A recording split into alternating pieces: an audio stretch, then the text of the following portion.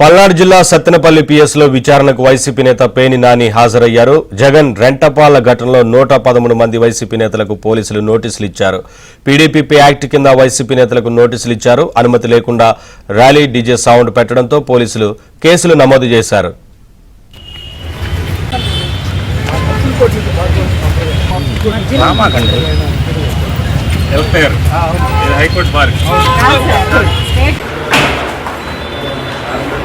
హోంమంత్రి మారిపోయాడు.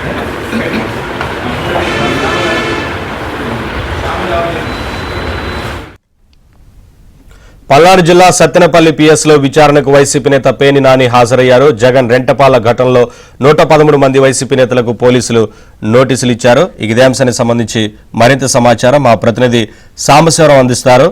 సాంబశివరావు. నవీన్, వైసీపీ కీలక నేత మాజీ మంత్రి పేర్ని నాని పల్నాడు జిల్లా సత్తెనపల్లి పోలీస్ స్టేషన్ కు విచారణకు హాజరయ్యారు.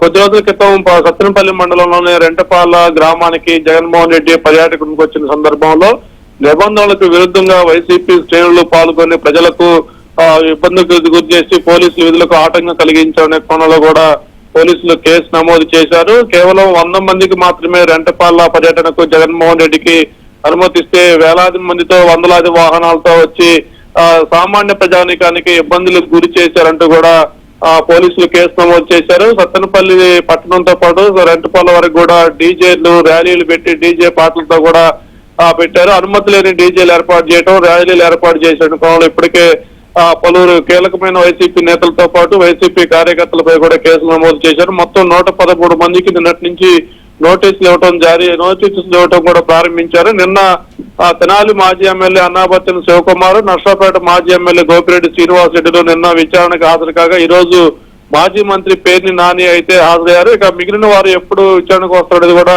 వేచి చూడాల్సిన పరిస్థితి అయితే ఉంది. Naveen. Right, thank you Sambasivarao. Thanks for the updates.